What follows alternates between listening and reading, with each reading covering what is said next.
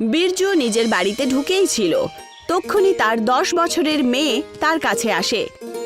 বাবা, তুমি কি আমার জন্য পুতুল নিয়ে এসেছো?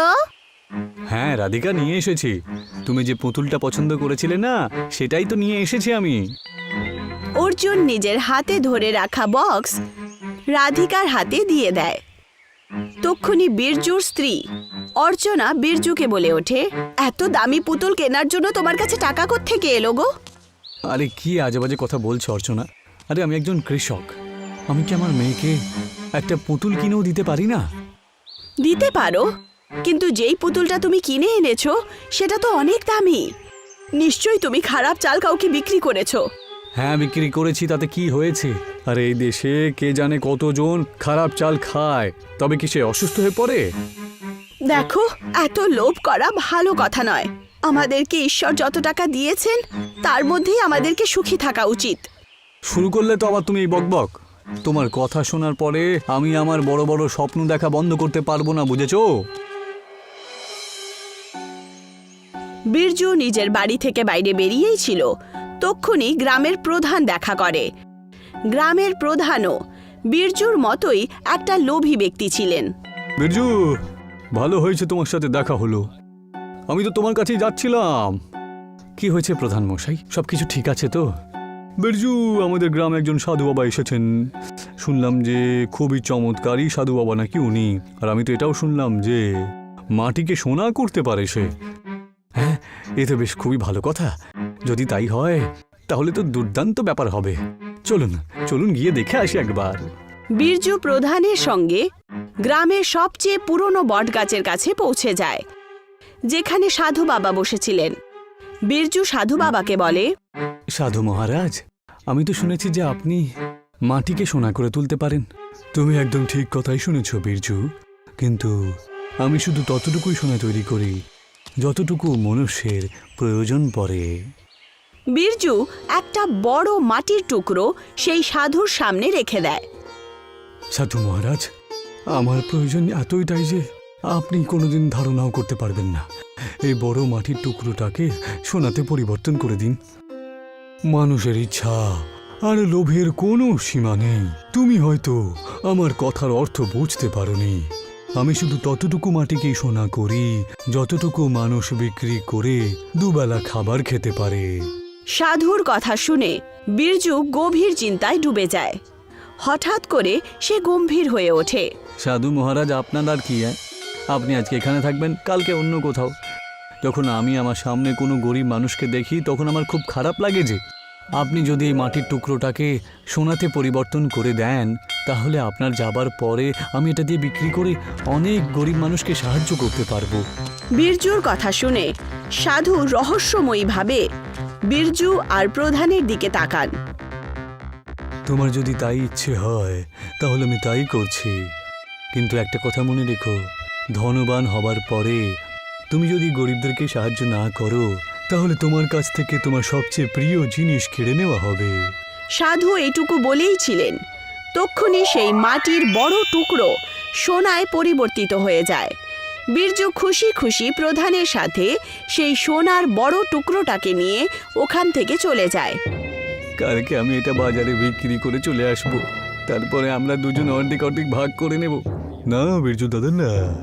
ওই সাধু মহারাজ কি বলেছিল, যদি আমরা আমাদের কথা না রাখি তাহলে আমাদের থেকে আমাদের কোনো প্রিয় জিনিস কেড়ে নেওয়া হবে। আরে কেন সাধু বাবার কথায় আপনি এত মন খারাপ করছেন? আমাদের সোনা দরকার ছিল, সেটা আমরা পেয়ে গেছি। সে তুমি যাই বলো না কেন বিরজু, কিন্তু কেন জানি না ওই সাধু বাবার কথা শুনে আমি খুব ভয় পেয়ে গেছি। এইটুকু বলে প্রধান ওখান থেকে চলে যান, কিন্তু প্রধান ভেতরে ভেতরে সাধুর কথায় ভয় পেয়ে গেছিলেন। বিরজু হাসতে হাসতে নিজেকেই বলে ওঠে, মূর্খ কোথায়, ভালোই হয়েছে বেটা পালিয়েছে। এমনিতেই এটা আমি অর্ধেক পয়সা দিতাম নাকি ওকে? আরে কিছু পয়সা দিয়ে তাড়িয়ে দিতাম। বিরজু সোনার টুকরোটাকে বাজারে বিক্রি করে দেয়।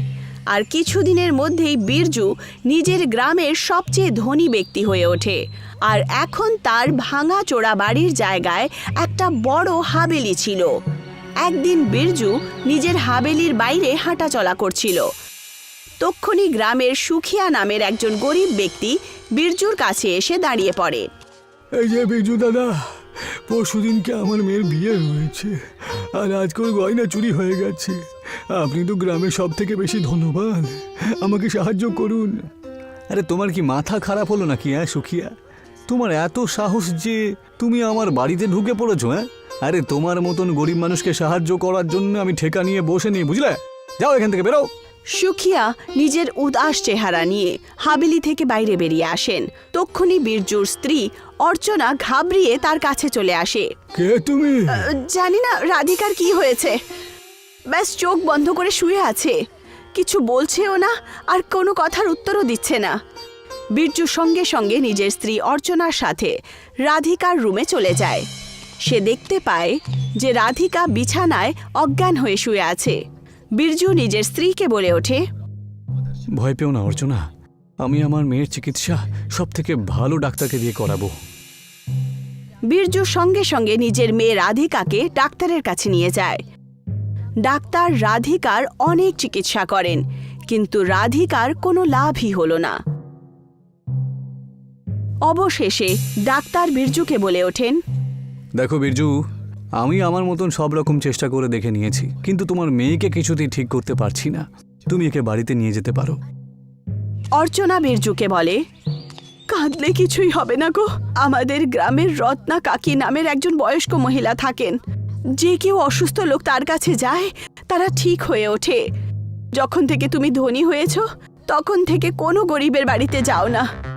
আমরা আমাদের মেয়ে রাধিকাকে ওই কাকিমার কাছে নিয়ে যাই। বিরজু নিজের মেয়েকে নিজের স্ত্রী অর্চনার সাথে রতন কাকির বাড়িতে নিয়ে যায় আর হাত জোড় করে বলে ওঠে, যত পয়সা লাগবে তুমি আমার কাছ থেকে নিয়ে নাও, শুধু যে করি হোক আমার মেয়েকে তুমি ঠিক করে দাও। তোর মেয়ে অসুস্থ হয়নি, বরং একটা অভিশাপের শিকার হয়েছে। যদি তুই নিজের মেয়েকে বাঁচাতে চাস, তাহলে তোকে তরমুজের গ্রামে যেতে হবে। এই কথাটা শুনে বিরজু আশ্চর্য হয়ে বলে ওঠে, অভিশাপের শিকার? ঠিক বুঝতে পারলাম না। এখন বোঝার আর বোঝানোর সময়ও নেই। তোকে এক্ষুনি এই মুহূর্তে তরমুজের গ্রামে যেতে হবে। এটা আবার কিরকম গ্রাম? এই গ্রামের নাম তো আমি আগে কখনো শুনিনি। আমার কথা মন দিয়ে শোন। এখান থেকে কিছুটা দূরে ঘন জঙ্গল আছে। সেই জঙ্গলে একটা লাল রঙের গাছ আছে, যার মধ্যে একটা বড় লাল রঙের তরমুজ আছে। সেই তরমুজটাকে যেই মাত্র হাত লাগাবি, নিজে নিজেই তরমুজের ভেতরে ঢুকে যাবি। সেই তরমুজের ভেতরে একটা গ্রাম অবস্থিত আছে। সেই গ্রাম থেকে তরমুজের বীজ নিয়ে আসবি, আর সেই বীজ দিয়ে তোর মেয়ে হয়তো ঠিক হতে পারে। এখন দেরি করিস না। বিরজু দেরি না করে সঙ্গে সঙ্গে গ্রামের ঘন জঙ্গলের দিকে রওনা দেয় আর সেই লাল গাছটাকে খুঁজতে শুরু করে। তক্ষুনি বিরজুর চোখ পড়ে একটা লাল গাছের ওপর। বিরজু তাড়াতাড়ি ওখানে পৌঁছে যায়। সেই লাল গাছের মধ্যে একটা লাল রঙের তরমুজ ঝুলেছিল। বিরজু যেই মাত্র সেই তরমুজটাকে হাত লাগায়, হঠাৎ করে বিরজু নিজেকে একটা তরমুজের গ্রামের ভেতরে খুঁজে পায়। বিরজু দেখতে পায় যে ওখানে বাড়ি থেকে শুরু করে প্রত্যেক বস্তু তরমুজেরই তৈরি ছিল। তক্ষুনি বিরজুর কানে পেছন থেকে একজন ব্যক্তির আওয়াজ আসে। কে তুমি? তরমুজ গ্রামের তো মনে হচ্ছে না। বিরজু যেই মাত্র ঘুরে দেখে, তখন পেছনে একজন ব্যক্তি দাঁড়িয়েছিল যে তরমুজের কাপড় পরে রেখেছিল। হ্যাঁ, আমি এই গ্রামে তো থাকি না, কিন্তু এই তরমুজ গ্রামের বীজ আমার লাগবে। এই গ্রামের বীজ নিয়ে যাওয়াটা কোনো সহজ কাজ নয়। তোমাকে এর জন্য আমাদের তরমুজের গ্রামের প্রধানের সাথে দেখা করতে হবে। চলো আমার সঙ্গে। সেই ব্যক্তি বিরজুকে একটা সুন্দর বাড়ির দিকে নিয়ে যায়। সেই পুরো বাড়িটা তরমুজের আকারেরই তৈরি হয়েছিল।